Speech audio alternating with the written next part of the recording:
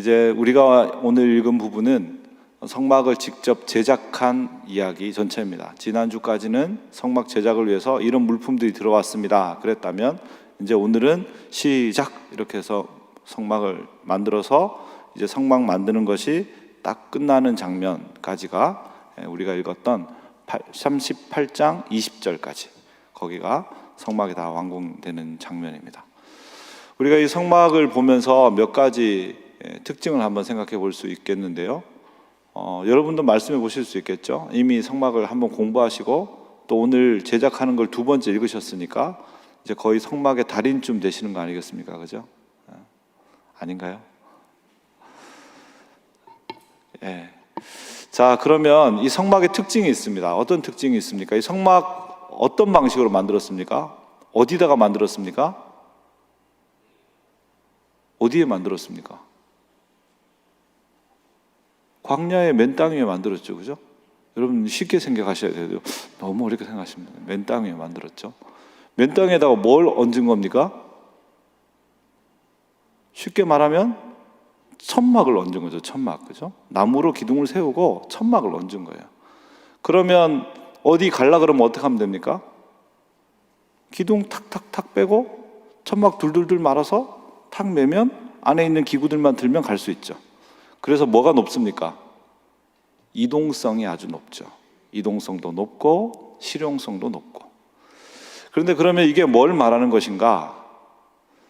우리 하나님은 나는 여기 딱 있다, 그러니 너네는 언제든지 나한테 찾아와라, 그렇게 하는 하나님이 아니시고, 이스라엘 백성이 가는 곳마다 직접 찾아가 그곳에 새로 하나님의 임재의 장소를 만드시고 터를 잡으시는 분이라는 것을 보여주는 것이죠.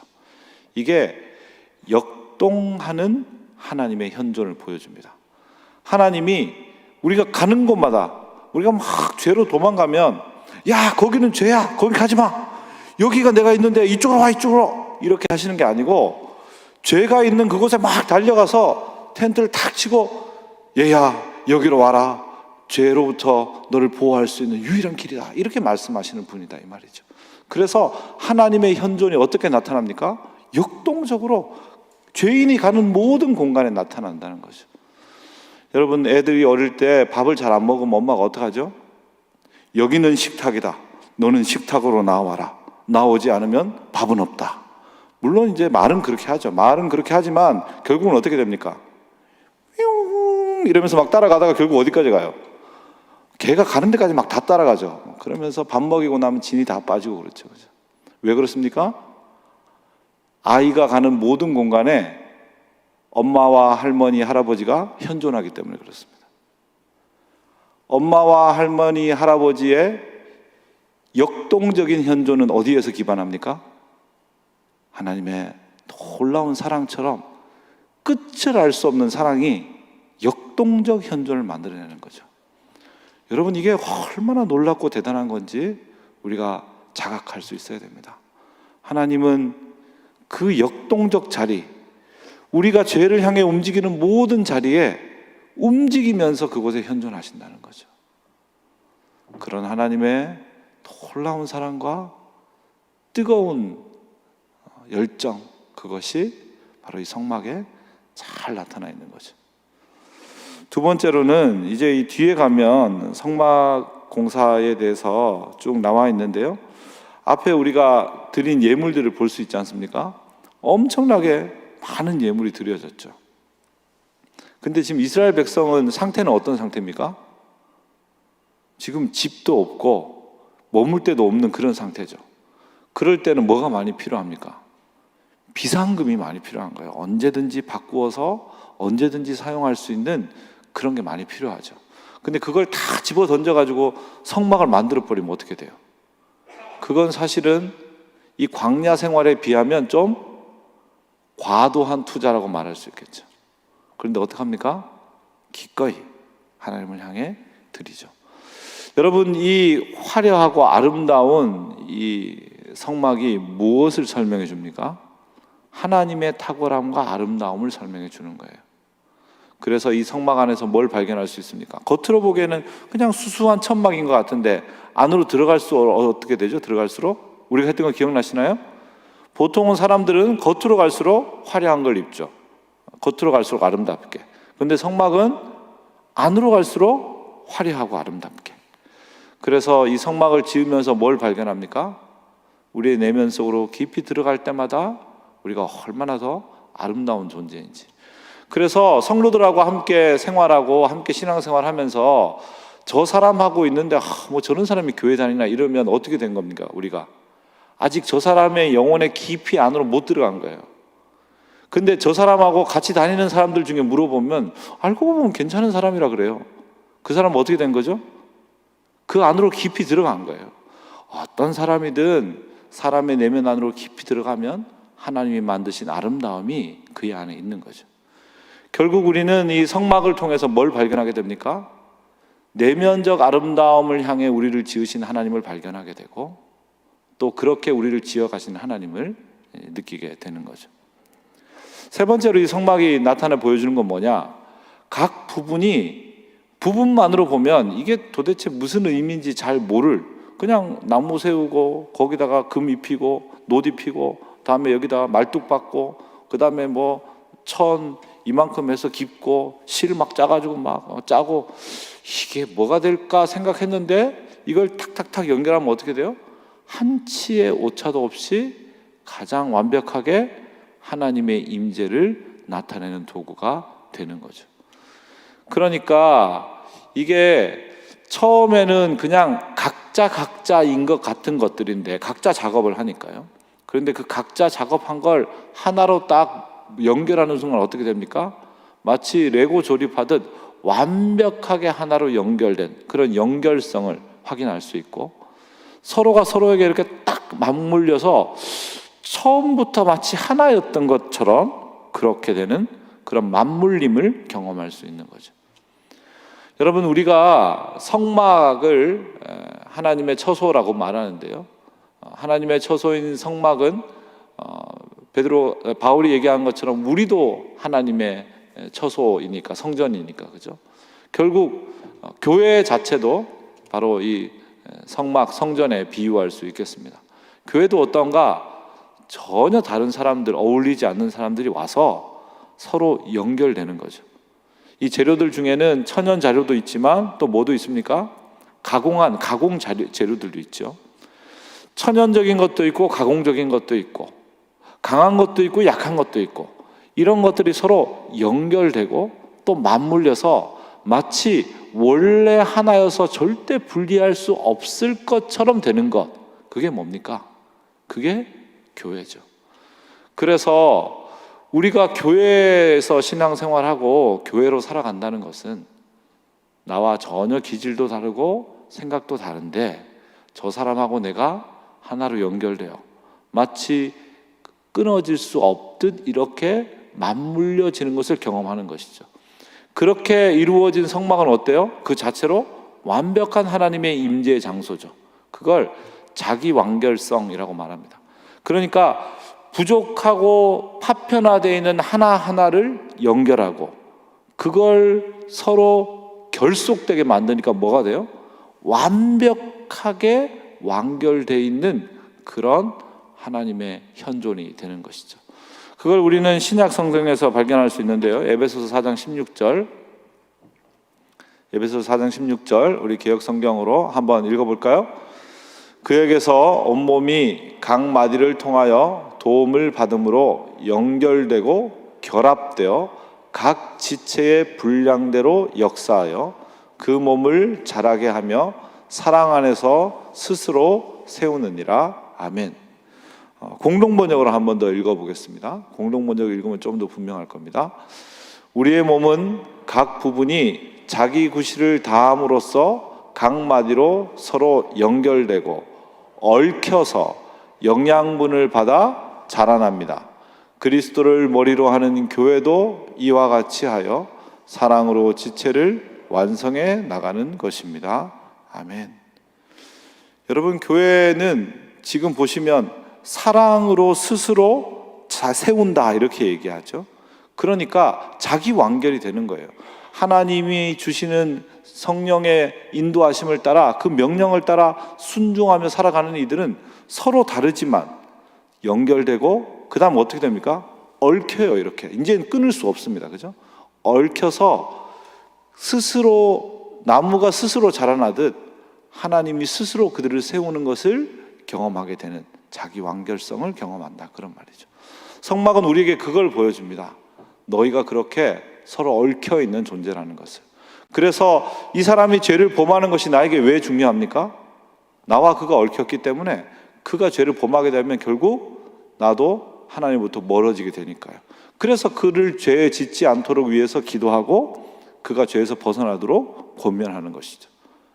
그 사람이 심각한 죄로 빠져나가는데 아유 네가 그럴 줄 알았다. 네가 딱 그럴 것 같더라니. 조금 오래 참았다 야. 이렇게 얘기하면서 너랑 연락 안 하고 우리 교회에서 나가도 괜찮겠다. 이렇게 생각하면 그건 하나님의 교회가 되어가는 것이 아닌 거죠. 여기에 있는 모든 성도들이 서로가 깊이 연결되고 얽혀서 하나님이 스스로 교회를 세워가시는 그 놀라운 신비를 경험해가는 그런 주의 사람들이 되시기를 바랍니다. 자, 이제 우리가 성막 지었던 실제 짓는 거에 대해서 얘기할 수 있는데요. 여러분 읽어보시니까 어때요? 오늘 본문을 읽으셨는데 읽으시니까 어떻습니까? 읽으니까 지난번에 했던 거 조금씩 기억이 나시죠? 지난번에 우리가 이렇게 성막을 지어라 했던 그 명령들을 이게 어떤 의미다 하고 막 했던 것들 조금씩 기억나시죠? 그죠? 네.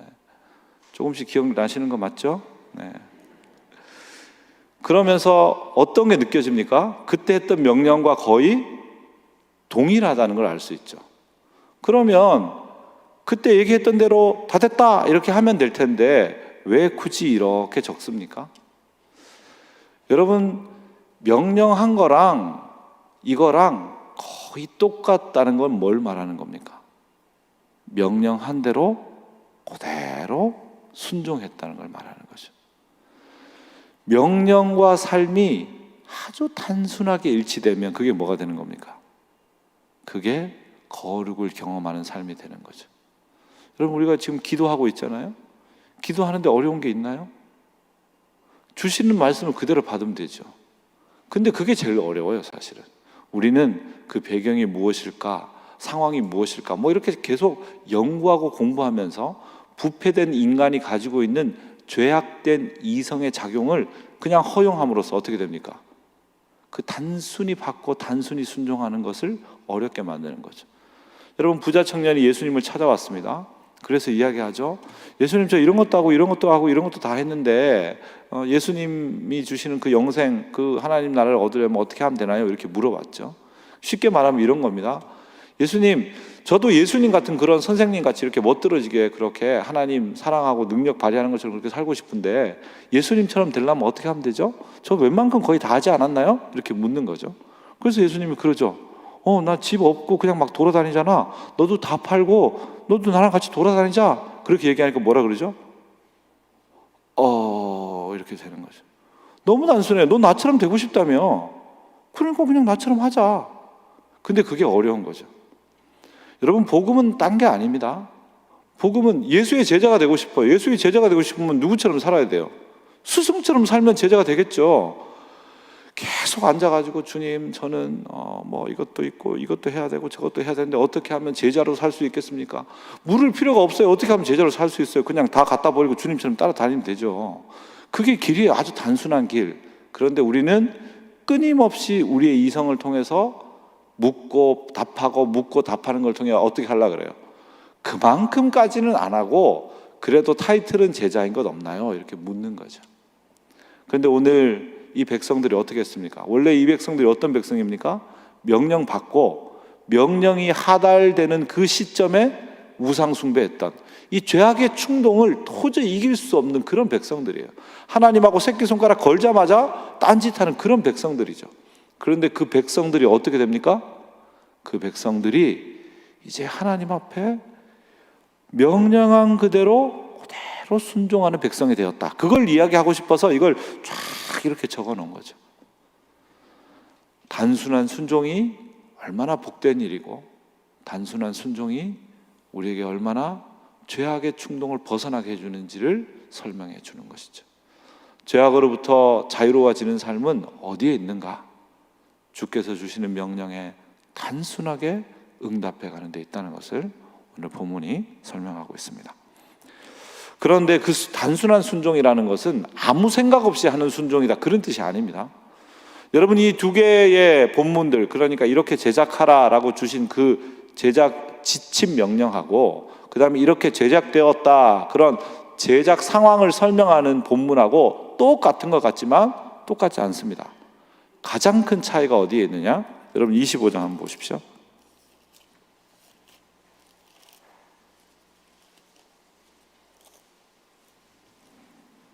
25장 10절.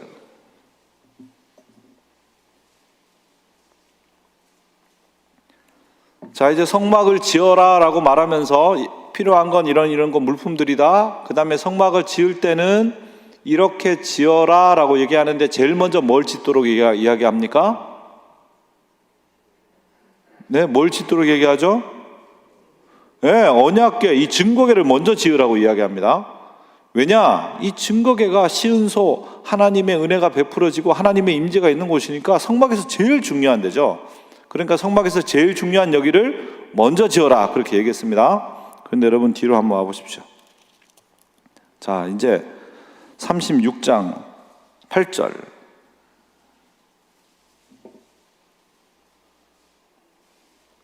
실제로 성막을 짓는 공사가 시작되어서 짓는데 뭘 먼저 짓습니까? 성막을 먼저 짓죠. 순서가 잘못됐어요. 지금 우리가 그대로 지켰다고 생각하는데 엄청나게 달라졌습니다.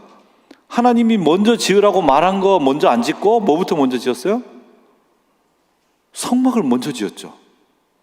근데 어떻게 됩니까? 이 지은 과정이 너무너무 잘 지었죠. 왜 그렇습니까? 여러분 생각해 보세요. 이 언약궤를 만들어 가지고 놀라면 뭐가 있어야 돼요? 성막이 있어야 언약궤가 아무도 다가가지 못하게 될 거 아니에요. 언약궤부터 만들어 가지고 물건 다 집어넣어 놓고 그 다음에 여기서 천막 만든다고 하고 있으면 애들이 막 뛰어다니다가 만지고 난리가 날 것 아닙니까? 그러니까 뭐부터 만들어야 되죠?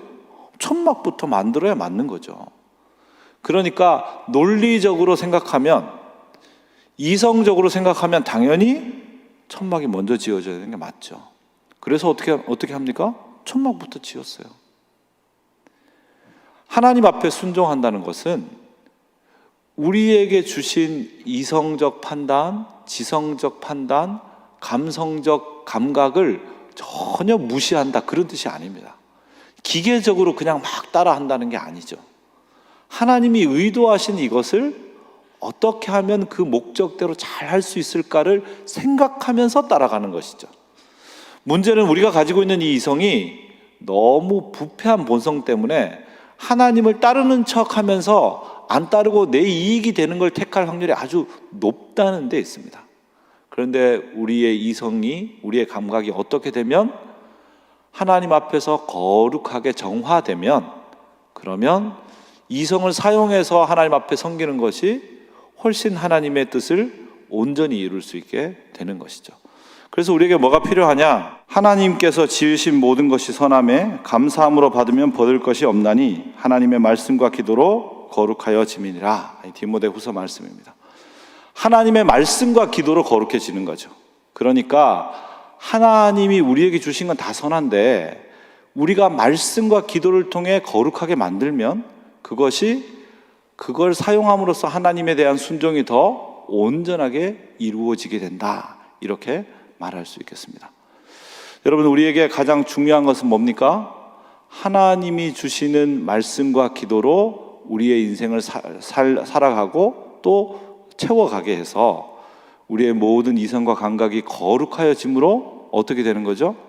하나님만을 진실로 섬기고 또 하나님이 기뻐하시는 순종을 적극적이고 능동적으로 할 수 있게 만들어가는 것이죠. 그런 은혜가 여러분에게 있기를 바랍니다. 자, 이제 37장 한번 보십시오.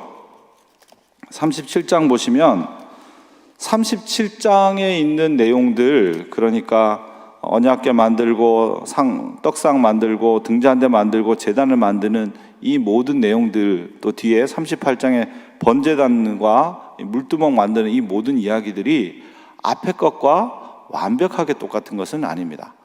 먼저 이렇게 읽다 보면 뭐가 없다는 걸 기억하실 겁니다. 앞에 이야기 중에 향을 살라 드릴 때는 언제 살라 드려라 이야기했던 거 혹시 기억나시나요? 다음에 성전을 유지 보수하기 위해서 속전을 내야 한다라고 얘기했던 거 기억나시나요? 근데 그 내용이 여기 있습니까? 없습니까? 없습니다. 그 대신 앞에 있는 본문에는 향단에 향을 드릴 때 이렇게 드려라만 돼 있지 향단을 어떻게 만들어라 라는 내용은 없습니다. 그런데 38장을 보십시오. 38장 1절부터는 번제단을 어떻게 만들 것인가 이렇게 나와 있고, 다음에 37장 그 번제단 바로 앞에 보면 37장 25절부터 29절에 분향단을 어떻게 만들지가 나와 있습니다. 그런데 앞에서는 이 분향단에 향을 어떻게 드려라 그런 이야기만 했었는데요, 이 뒤에는 실제로 분향단을 이렇게 만들었습니다 이런 내용이 나와 있는 거죠. 그러니까 앞에 있는 명령, 그 지침과 실제로 행해진 순종 사이를 자세히 비교하면 이런 약간의 차이가 나는 겁니다. 어떤 거는 생략됐고 어떤 거는 부가되어 있는 것이죠. 생략된 부분은 다 그런 겁니다. 직접 제작하는 것과 관련이 없는 거예요. 그러니까 향을 언제 드리고 말고는 지금 이걸 만드는 것과 상관이 없죠. 그러니까 그건 적지 않았다고요. 속전을 어떻게 내는 것도 지금 만드는 것과 상관이 없으니까. 그런데 뭐는 들어갔습니까? 분향단은 지금 만들었으니까 만든 건 내용에 집어넣은 거죠. 어떤 경우에는 생략이, 어떤 경우에는 추가가 필요한 거죠. 기준은 뭐죠? 하나님 앞에 순종하며 거룩을 이루며 살아가는데 꼭 필요한 기술이라면 추가해서라도 적고, 그것이 굳이 꼭 필요하지 않다면 어떡합니까? 생략하는 거죠.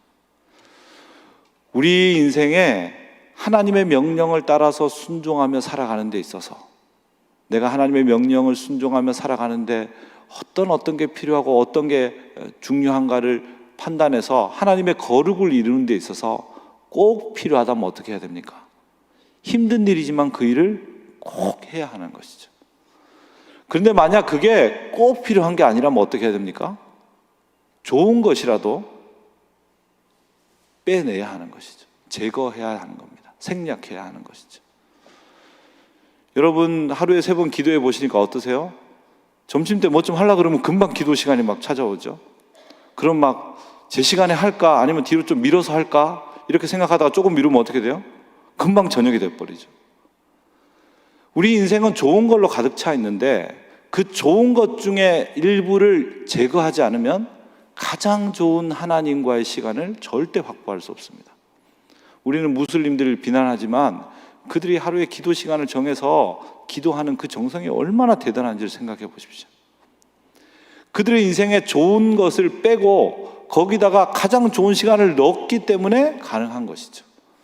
하나님과 함께 있는 시간, 하나님의 품에 있는 시간이 우리에게 가장 좋은 시간이 맞다면 우리는 우리 인생의 좋은 것들, 책도 읽고 차도 마시고 친구도 보고 또 그 외에 여러 가지 즐겁게 할 수 있는 많은 좋은 것들 중에 어떤 것들은 생략하고 하나님과 만나는 시간을 넣어야 할 것이고, 어떨 때는 우리의 시간이 너무 가득 차 있다고 할지라도 하나님을 만나기 위해 이것을 꼭 집어넣는 그런 생략, 제거함과 추가함의 귀한 분별과 또 그런 용기가 우리 안에 있어야겠습니다. 그것이 우리 삶의 참된 거룩을 이루어가고 하나님의 전으로 우리를 채워가는 것이죠.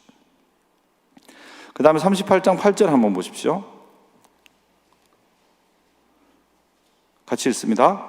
그가 노수로 물두멍을 만들고 그 받침도 노수로 하였으니 곧 회막문에서 수종드는 여인들의 거울로 만들었더라. 아멘. 물두멍, 그러니까 제사장과 일하는 이들이 이제 손을 씻고 정결하게 할 수 있는 그 물두멍 놋바다를 만들었는데, 그런데 그걸 뭘로 만들었다는 거죠? 여인들의 거울로 만들었다는 겁니다. 이 거울이 그 당시에는 다 노수로 만들어져 있었으니까 이 재질이 똑같으니까 그걸 녹여가지고 만들었다 그런 말이죠. 거울이 하는 기능이 뭡니까? 거울은 비추는 것이죠. 거울의 기능은 비추는 겁니다. 어떻게 비춥니까? 내 상태 그대로를 비추는 거죠. 내가 아무리 예쁘게 비추고 싶어도 내가 못나게 표정을 짓고 있으면 못나게 비춰지는 거죠. 그죠? 내 있는 그대로를 비추는 거죠. 그 거울로 물두멍을 만들었다는 건 뭘 말합니까? 이 물두멍 앞에서 하나님께 나아가는 자, 손을 씻고 나아가는 자들은 다 자신을 하나님 앞에 비추고 나아간다는 걸 이야기하죠. 하나님 앞에서 자기를 비추는 자만이 하나님 앞에 나아가 사죄와 용서를 경험할 수 있다는 걸 말합니다. 그냥 기계적으로 예배 드리는 사람이 아니고 그냥 여기 와서 앉아 있으므로 하나님이 그래도 벌은 안 내리시는 그런 은혜를 강구하면서 살 수 있는 게 아니고 하나님 앞에 내가 지금 어떤 존재인지, 하나님 내가 어떤 모습인지 비추어 고백함으로써 정결함을 얻어 하나님이 주시는 진정한 사죄를 경험하게 되는 것이죠. 주님은 우리에게 언제든 우리를 용서하고 우리를 회복시킬 의향이 있으시지만 그러나 우리가 우리의 죄를 하나님 앞에 다 내어놓지 못한다면 그 은혜를 경험할 수 없겠죠. 우리가 어떤 모습인지 어떤 상태인지를 하나님 앞에 비추어 날마다 드림으로 하나님 앞에 진정한 회개와 죄사함의 은총을 경험하고 그로 말미암아 거룩을 경험해가는 하나님의 백성들이 되길 바랍니다. 자, 이제 38장 9절부터 보십시오. 이 이후에는 뭘 짓는 게 나와 있습니까? 네, 울타리 짓는 게 나와 있습니다. 성막 울타리. 그러니까 성막과 성막 아닌 일반 공간, 일반적인 일상의 공간을 구분하는 것이죠. 그런데 뭘로 짓죠? 이 성막을 세마포 포장으로 짓습니다. 그죠? 세마포 포장으로 짓는데 이 세마포는 사실 예수님이 돌아가셨을 때 예수님을 쌌던 게 세마포죠. 계시록 19장 8절에는 뭐라고 이야기하고 있는가 한번 볼까요? 계시록 19장 8절 같이 읽습니다. 그에게 빛나고 깨끗한 세마포 옷을 입도록 허락하셨으니 이 세마포 옷은 성도들의 옳은 행실이로다 하더라. 아멘. 계시록에서 영광스러운 이들에게 하나님의 백성들에게 세마포 옷을 입혔는데 그 세마포가 무슨 뜻이라고 말합니까? 옳은 행실을 의미한다 이렇게 말하고 있죠. 즉 십자가의 그리스도가 죽으신 그 죽음을 상징하는 세마포는 죽음에 이르기까지 하나님 앞에 올바른 삶을 살아가려고 하는 그 삶으로 장막을 만들었다 그렇게 이야기하는 거죠. 그러니까 울타리는 어떻게 되는 겁니까? 밖에 있는 거룩하지 않은 부정한 것들이 거룩의 공간을 침범하지 못하도록 막는 것인데 그 막는 게 뭘로 만들어졌다고요? 그리스도의 십자가의 죽음을 따르는 성도들의 옳은 행실로 만들어졌다 그런 말이죠. 여러분, 세속에 있는 여러 가지 악한 것들이 우리를 침노할 수 있습니다. 그 세속에 있는 여러 가지 환경들이 우리를 공격할 수 있습니다. 그리고 그것이 교회의 거룩함을 훼손할 수 있습니다. 우리 자신의 거룩함도 훼손할 수 있습니다. 그걸 막는 유일한 방법이 뭡니까? 예수를 따라가는 올바른 순종, 그 옳은 행실이 우리를 어떻게 합니까? 세속으로부터 보호하고 하나님의 거룩이 우리 안에 살아있게 만들고 하나님의 임재가 우리에게 생명력을 발휘하게 만든다는 것을 설명하고 있습니다. 우리 자신을 또 우리 교회를 십자가를 따라 살아가는 올바른 행실을 하는 그 성도들이 우리 교회를 이 거룩한 공동체로 지켜가는 것이죠. 내가 십자가를 따르는 옳은 행실로 하나님 앞에 정결하게 살아가려고 애쓰고 기도할 때 우리 가정이 하나님의 거룩이 지켜지는 이 세속의 물결이 침범하지 못하는 가정으로 지켜지는 것이죠. 그렇게 하나님 앞에 하나님이 주시는 거룩을 지켜가는 그런 하나님의 백성들이 되길 바랍니다. 기도하겠습니다. 주님, 성막의 명령대로 그대로 행했던 단순한 순종을 그리고 그대로 행했지만 지금 가장 합당한 것을 분별하면서 할 수 있는 능동적이고 분별적인 순종을 그리고 하나님께 드렸던 그 순종을 통해 하나님의 거룩이 이루어지도록 그 순종으로 세속이 침범할 수 없는 영혼의 울타리를 만들었던 그런 강력한 순종을 우리에게 주시옵소서. 하나님 아버지, 그렇게 하나님께 드려가고 섬겨가는 복된 백성들 되게 하시고, 그런 교회로 이 땅을 섬겨가며, 그런 교회로 선교지를 세워가며, 그런 교회로 이 땅에 있는 죽어가는 영혼들을 복음으로 회복해가는 그런 교회로 살게 하여 주옵소서. 우리 구주 예수 그리스도 이름으로 기도드립니다. 아멘.